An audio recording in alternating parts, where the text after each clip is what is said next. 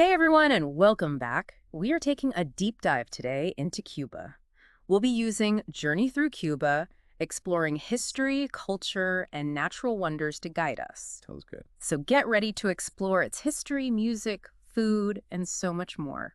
Yeah, when I think about Cuba, I don't just think about the beaches and those cool old cars. Right. It's really about how Cuba has kept its own unique identity, like a mix of its indigenous roots, colonial times, and that revolutionary spirit. You're right, it's like this living time capsule. And the book actually starts by taking us way back to when the Taino and other indigenous groups lived on the island. Oh, yeah, I love that part. They were really connected to nature, but then things changed dramatically when Columbus arrived in 1492. Yeah, that's a huge turning point. It's the start of Spanish colonization, which sadly led to the near destruction of those indigenous people. It's a tragic part of the story. Definitely.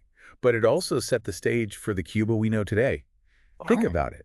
When African slaves were brought in to work on those massive sugar plantations, Right. it's a brutal history, but it's what led to this unique blend of African, Spanish, and indigenous cultures that you just don't see anywhere else. It really is a cultural melting pot. And speaking of melting pots, the book takes us to Havana, a city that's frozen in time but somehow still so full of life. Oh, Havana, a city of contrasts. You Yeah. see those grand colonial buildings right next to modern ones, Yeah. and those classic cars driving through streets with busy markets everywhere. It's amazing. I'm not surprised it's a UNESCO World Heritage Site. For sure. I'm especially fascinated by Old Havana. What were your impressions of it? Well, it's like old Havana manages to be this historical treasure Yeah. while also being a super lively center of Cuban life. Yeah. You can walk on those cobblestone streets, past these amazing mansions, go to museums about Cuba's past, Yeah. and then suddenly you stumble upon a lively salsa club or a little cafe where locals are hanging out playing dominoes. That's so cool. Yeah. Speaking of stepping back in time, the book talks about some of Havana's most iconic landmarks, like the Paseo del Prado and the Plaza de la Revolucion. What makes them so special? So the Paseo del Prado, it's more than just a fancy boulevard. It's a place where everyone comes together, right? They're chatting, playing music, just enjoying the lively scene. It's like the heart of Havana. You can really feel the city's energy there. And then there's the Plaza de la Revolucion. That place is steeped in history. You've got that huge image of Jose Marti. Right. He was a national hero and central to Cuba's independence. It's a place that really embodies the spirit of revolution and the fight for self-determination. It's really interesting how those landmarks reflect different sides of being Cuban. The vibrant social life, the revolutionary spirit, and that deep sense of history. Exactly. And you can't forget El Malecón, that long waterfront that goes on forever along the coast. Right. It's a place to escape the city heat, feel the breeze, and just be with people. You'll see musicians, people dancing, friends just talking. It's like a snapshot of Cuban life, all with the ocean right there. It sounds magical. And speaking of soul, the book says music is like the soul of Cuba, and El Malecón seems like the perfect place to experience that soul. It dives into this whole history of Cuban music, Oh, yeah. and honestly, it's more complex than I ever realized. It goes so much deeper than just salsa, which is what most people think of. You've got genres like son and rumba with roots in those African traditions brought over by slaves, I see. and those rhythms mixed with Spanish influences to create something that's so uniquely Cuban. It's really fascinating how music can show a nation's history and its cultural blend. And the book points out this connection between music and daily life in Cuba. It's more than just something you listen to, it's part of everything they do. Absolutely, it's everywhere you go. Mhm. In homes, cafes, out on the streets. Right. Even during religious ceremonies. It's woven into the culture in a way that's hard to find anywhere else. And it's not just about the traditional stuff. You also have those modern influences like reggaeton, which the younger generation is crazy about. It's amazing how all those different musical influences coexist and keep evolving. I'm already imagining myself in a cafe in Havana, listening to some sun music, Oh, I can picture it too. and then later on dancing salsa in a club. Yes, that's the beauty of Cuba.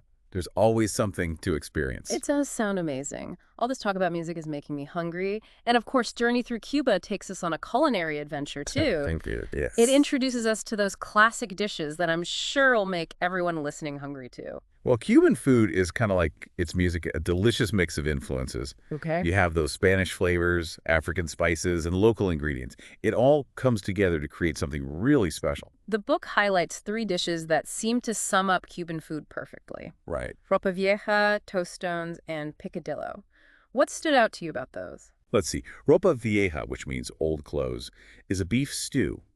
It's slow cooked and full of flavor. It actually shows how resourceful Cubans are, using every bit of what they have. Interesting. Then you have tostones, which are basically fried plantains. Okay. Simple but delicious.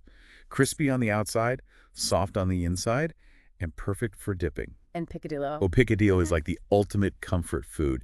It's ground beef with olives, raisins, and spices, Oh, wow. usually served with rice and beans. It's a hearty, satisfying meal. I'm intrigued by these paladares that the book talks about. Oh, They're yes. not your average restaurant, right? They're privately owned places that give you a much more authentic dining experience. Right. Often they're right in people's homes, so you get a glimpse of Cuban life and their hospitality. I love that idea. Yeah. It's like experiencing the heart and soul of Cuba through its food. The book describes paladares as these hidden gems where you can taste traditional recipes and feel that warmth of Cuban hospitality. It's a mix of entrepreneurship and preserving their culture. Absolutely. It really shows how resourceful and passionate they are about sharing their culture. It seems like Journey Through Cuba is painting a picture of this really diverse and fascinating food scene in Cuba. It is. I want to try it all, but let's move on from food and explore some other treasures. Let's talk about those incredible landscapes, those natural wonders that you just have to see to believe. Oh, yeah.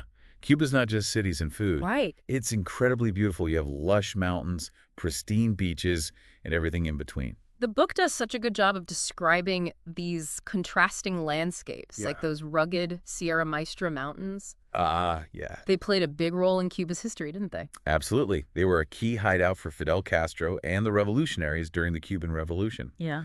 The book described how they used the dense forests and hidden caves for cover. It's amazing how those mountains, so full of history, are now popular spots for hiking and ecotourism. Yeah. Then there's Viñales Valley, a UNESCO World Heritage Site. It seems like a world of its own.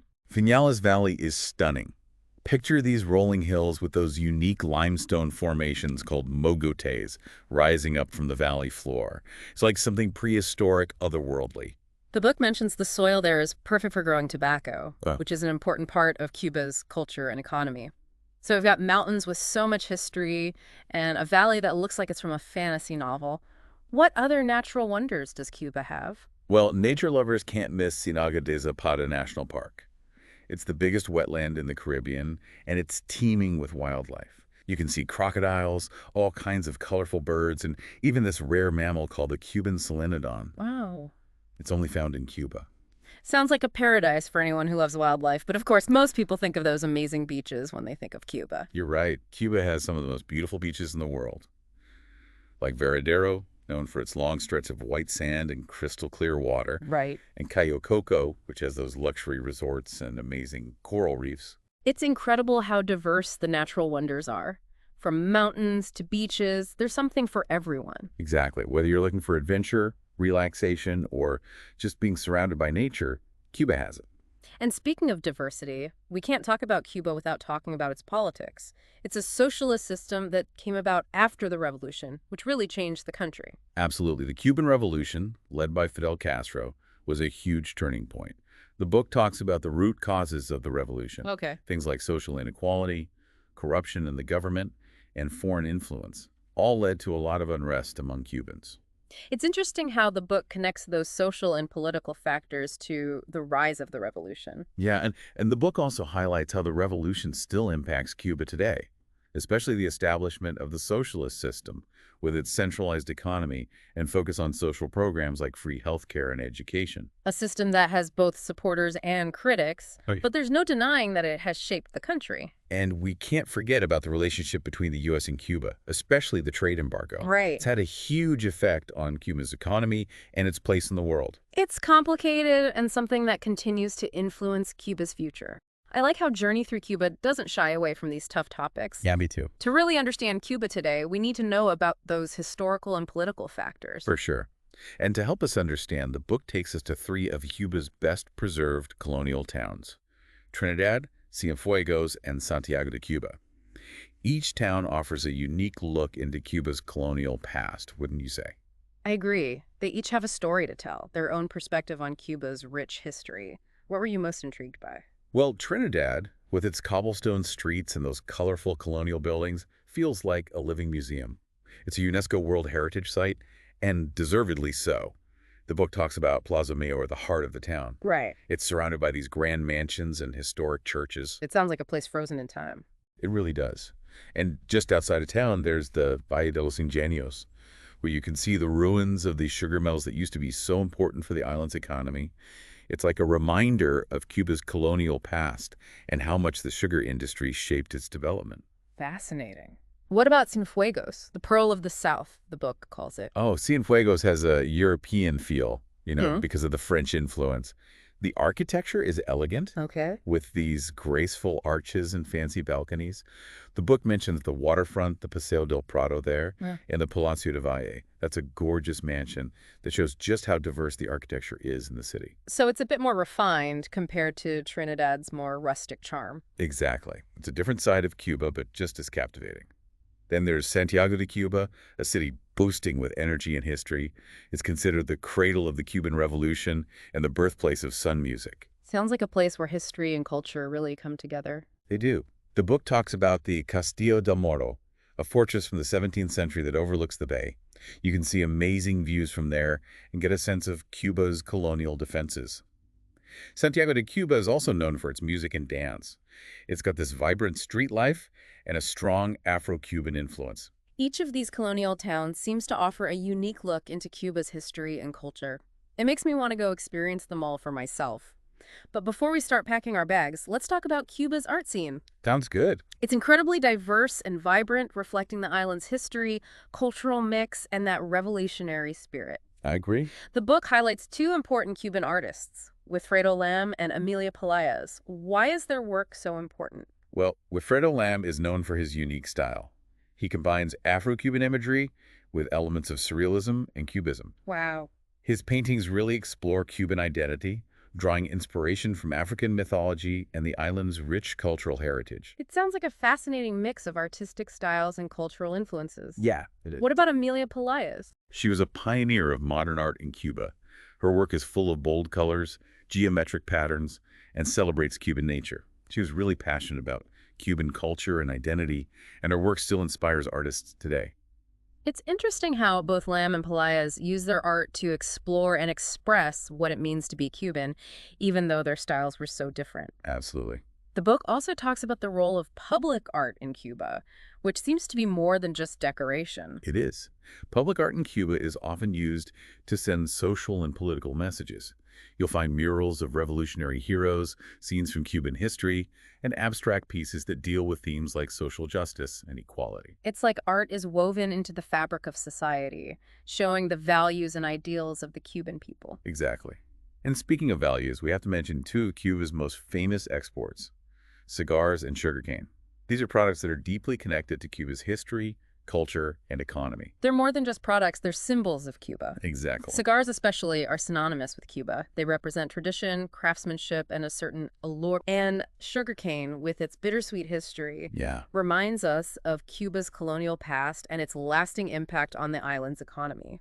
Both cigars and sugarcane have played such important roles in Cuba's story, and understanding their history is like uncovering another layer of this fascinating island nation. Well, I think we've covered a lot in this first part of our deep dive into Cuba. We've explored its history, culture, natural wonders, and even touched on its politics. We have. But there's still so much more to discover. That's true. Stay tuned for part 2, where we'll go even deeper into the heart of Cuba. We'll explore its cultural nuances, the rhythms of its music, and the stories that make this island nation so captivating. It'll be great. Welcome back to our Cuban adventure. Oh. We've seen some amazing landscapes and historical moments, but now it's time to really feel the heart of Cuba, its vibrant culture. You know, when I think of Cuba, I instantly picture music and dancing in the streets, that kind of energy that just draws you in. Yeah, I get that. And Journey Through Cuba really captures this, explaining how music is basically the heartbeat of Cuban life. It's true. It's not just entertainment. Right. It's part of the fabric of Cuban society. Think about those catchy rhythms we talked about, how those African traditions mixed with Spanish influences. Yeah. It creates this soundscape that's so unique and appealing to everyone. What's fascinating to me is how the book explains that music in Cuba isn't something you just listen to, it's something you participate in. Oh, yeah, definitely. Everyone seems to be a musician, a dancer, or at least has this deep appreciation for the art form. It's everywhere, whether you're in a busy city square, a cozy cafe, or even someone's home. And it's not just about listening, it's about moving, connecting, expressing yourself through dance. Exactly. And speaking of dance, the book really highlights salsa, which has become a global phenomenon. Right. What is it about salsa that captures that essence of Cuban culture? Salsa have that vibrant energy, that joy and passion that Cuba is known for. It's a partner dance. It needs connection, improvisation, and a playful spirit. When you see people dancing salsa, you can feel the history, the rhythm of the drums, the soul of Cuba in their movements. It's like a conversation, but through movement, a way to express emotions and tell stories without words. Absolutely. And it's not just salsa. Cuba has all these different dance forms, each with its own unique history and style. Right. Like rumba. Okay. It comes from Afro-Cuban traditions and has this raw, almost trance-like energy. Yeah. And then there's danzón, which is more formal, reflecting those European influences. It's amazing how these dance forms reflect the different layers of Cuban culture. Yeah. It seems like music and dance are inseparable in Cuba. They are. And this passion for music and dance, it goes across generations. You'll see young and old people on the dance floor moving to the same rhythms that have been passed down for centuries. That's beautiful. It's like a thread that connects everyone. Yeah, for sure. Journey Through Cuba also talks about religion in Cuban culture, especially the Catholic Church, but it points out that it's not your typical Catholicism. That's an important point. Catholicism is the main religion, Right. but it's mixed with African traditions brought over by slaves. Yeah. This fusion has created some really interesting practices like Santeria. I've heard of that. It combines elements of Catholicism with Yoruba beliefs and rituals. So it's a more blended form of Catholicism. Exactly. And what's fascinating is how this mix of religions shows the resilience of African culture and how it's become part of what it means to be Cuban. Culture is always changing, adapting to new things, but keeping its core. It's that cultural fusion that keeps coming up. It's really at the heart of what makes Cuba unique. Definitely. Now, the book also mentions how the Cuban Revolution affected the country's cultural landscape. Right. Was there a big change in artistic expression after the revolution? Absolutely. The government saw art and culture as a way to promote national identity and unity. Okay. This led to a surge in artistic expression, especially in music, film, and the visual arts. So art became a way to shape a new national story, reflecting the revolution's ideals. Exactly. Think about those murals in public art we talked about. Right. They often show revolutionary heroes, symbols of national pride, and scenes from Cuban history. They're not just decorations, they remind people of the impact of the revolution. Art can be so powerful in reflecting and shaping a nation's identity. It is. And it's not just visual arts either. Okay. Music, literature, even dance became ways to express the revolutionary spirit and explore what it meant to be Cuban. So the revolution didn't stop artistic expression. No. It seems like it pushed it in new directions, aligned with the new government's ideas. That's a good way to put it. Of course, the U.S. embargo had a big influence on Cuba's culture, too. Yeah. It created this unique dynamic of isolation and resourcefulness. It's almost like the embargo made Cuba become more self-reliant, more creative in keeping its culture alive despite limited resources. Exactly. This isolation created a strong sense of community and resourcefulness. You can see it in how Cubans have kept their cultural traditions alive despite economic hardship. Right. They've learned to adapt, improvise, and find joy in the simple things. It's a testament to their strength and spirit. Absolutely. Now, I'm curious about the daily lives of Cubans. What are their values, their challenges? Journey Through Cuba gives us a glimpse into that. Well, one of the things that stands out is the importance of family and community in Cuban culture. They have a strong sense of collectivism, of looking out for each other and sharing what they have. I love that. You can see this in their close families, their lively neighborhood gatherings, and their willingness to help each other out. It's great to hear about that sense of community, especially these days when things feel so individualistic. It's special, and this sense of community goes beyond family and friends. Cubans are known for their warmth and hospitality towards everyone. They're always ready with a smile, a helping hand, and a story to share. That's something I've heard from a lot of people who have visited Cuba. Oh, yeah, genuine warmth makes you feel welcome. It does, but it's important to remember that life in Cuba isn't easy. Right. Living under a socialist system, especially with the embargo for so long, can be tough. The book doesn't hide those realities, does it? No, it mentions the economic difficulties, the shortages of certain goods, and how complicated the two-currency system is. Right, I was going to ask about that. Yeah, it can be confusing for visitors. Definitely. The book explains that Cuba has the Cuban peso, or CUP, used by locals, and the Cuban convertible peso, or CUC, which is linked to the U.S. dollar and mostly used by tourists. It sounds complicated. It can be, and this dual system can create economic disparities. It's just something to be aware of. It's a good reminder that even in a place as beautiful as Cuba, with its rich culture, there are complicated issues going on. Absolutely. Understanding those complexities gives us a deeper appreciation for Cuba and its people. Yeah. It's not just about the music, beaches, and cigars. Way. It's about recognizing the resilience, the resourcefulness, and the spirit of the Cuban people. Journey Through Cuba really encourages us to look beyond the surface, Yeah, to understand the complexities of Cuban society and appreciate its culture, both the good and the bad. exactly. And the book actually offers some great suggestions for travelers who want to experience Cuba's culture. Oh, I'd love to hear those. Well, for music lovers, seeing traditional Cuban music live is a must. Imagine yourself in a dimly lit club, the energy building as the band starts playing sun or salsa. I can practically hear it. Yeah, or picture yourself walking through Old Havana and finding a group of musicians playing on a street corner. That's so cool. Those unexpected musical moments are what make Cuba so special. It's like music is part of the city itself, adding to the energy of those colorful streets. It really is. And for history and architecture buffs, the book suggests exploring those colonial towns we talked about. Trinidad, Cienfuegos, and Santiago de Cuba. I'm really drawn to Trinidad, with its preserved colonial architecture. The book describes it as a place where time stands still. It does. Imagine walking through Plaza Mayor, surrounded by those grand mansions with their pastel colors and wrought iron balconies. It sounds so charming. You could visit the Museo Romantico, which is in a restored colonial mansion, and learn about the town's history. Okay. Or just wander the streets, maybe stopping for a drink at a cafe. That sounds amazing. What about Cienfuegos, the Pearl of the South? Cienfuegos has a more European feel, both in its architecture and atmosphere. Yeah. You can walk along the Paseo del Prado there, lined with impressive buildings, or admire the Palacio de Valle. Right. It's a stunning mansion that shows off the city's architectural diversity.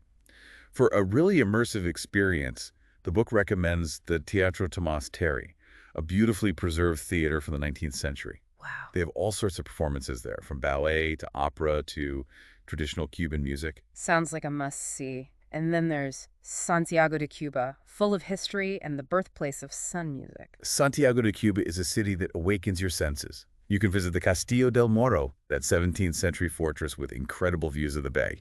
I remember that from the book. It's a glimpse into Cuba's colonial defenses.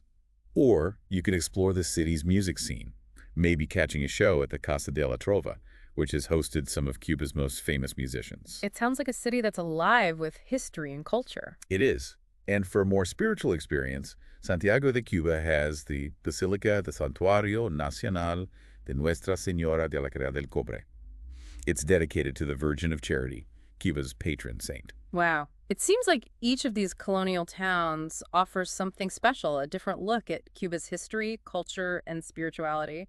But before we get too carried away, Journey Through Cuba also gives some practical tips for travelers, right? It does. The book says it's important to learn some basic Spanish. Yeah, good point. A lot of people in tourist areas speak English, but knowing a little Spanish will make it easier to talk to locals and shows respect for their culture. I agree. It's always good to try to speak the local language. Yeah. The book also reminds us that Cuba is mostly a cash-based society, so bring enough cash. Credit cards aren't widely used, and ATMs can be hard to find, especially outside the big cities. That's good to know. What about cultural etiquette? Cubans are very warm and welcoming, but it's always important to be respectful of their customs.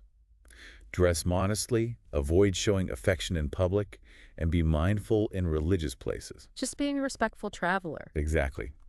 And speaking of appreciating culture, we can't talk about Cuba without talking about cigars. I was hoping we'd get to that. Cuban cigars are more than just tobacco rolled in a leaf. They represent a cultural legacy, a story that's been going on for centuries. I'm ready to dive into those cigars. Okay, let's do it. Journey Through Cuba really makes it clear that these aren't just any cigars. Yeah. They're part of a tradition, a legacy that's been going on for centuries. It's true. And the way cigar production is tied to Cuba's history is fascinating. Right. The book takes us back to the Spanish colonists who brought tobacco to the island. Okay.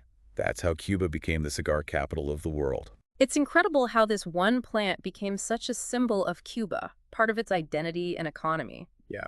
The book even suggests visiting a tobacco plantation to see the whole process, Oh, yeah. from the fields to the hands of those skilled cigar rollers. It's really amazing. What did you find most interesting about that? It's the artistry and passion at every stage. It's not just a factory. Right. It's a craft that's passed down through generations. The book talks about how farmers pick the best leaves, how they're fermented and aged, Okay. and then those skilled torcedores, the cigar rollers, roll each cigar by hand with incredible precision. Wow, it sounds like each cigar is a work of art. It is. It's a reflection of the history and skill of the people who made it. The book mentions some famous brands, Right. like Partagas, Cohiba, and Monte Cristo. Those are the big ones. I don't even smoke cigars, but I've heard of them. Yeah, those brands are at the top of Cuban cigar making. Each one has a unique flavor, Okay. a special blend of tobacco that's grown and aged just right. Partagas is known for its rich, full-bodied flavor. I see. And Cohiba, which is considered the most prestigious, is famous for its smooth, complex aroma. It's interesting how the book says the Cuban Revolution and the U.S. embargo actually made those brands even more famous. Definitely. The embargo made them scarce. Right. And that made Cuban cigars even more desirable, especially in other countries. Like a forbidden treasure. Yeah, exactly. But I'm curious about the future of Cuban cigars. How's the industry changing, especially with more tourism and maybe better relations with the U.S.? That's a good question. The Cuban government is really promoting their cigars, Okay. showing off the tradition and skill behind them. They're also looking at new markets as demand for luxury goods keeps growing. But with more demand, they have to find a way to keep those traditional methods alive. Exactly. It's Truddy. Yeah. Journey Through Cuba touches on this, suggesting that the industry is at a crossroads, Right. trying to preserve its heritage while also adapting to today's global market. It shows that even something as classic as Cuban cigars has to change with the times. Well, this deep dive into Cuba has been incredible. Yes. So much fascinating information, vivid imagery, and honestly, I really want to visit now. I know what you mean. That's the power of learning about different cultures. Absolutely. It makes you see the world in a new way. It really makes you realize how much there is to discover and appreciate about our planet. For sure. What stood out to you the most about our journey through Cuba? For me, it's the resilience of the Cuban people. Right. They've faced so many obstacles, but still managed to keep their culture strong. Yeah. Their love of music and dance, their warmth.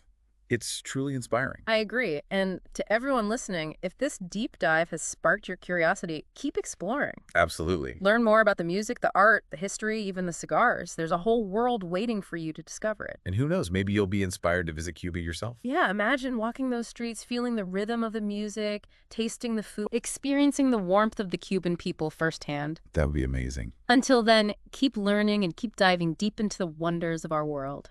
Adios.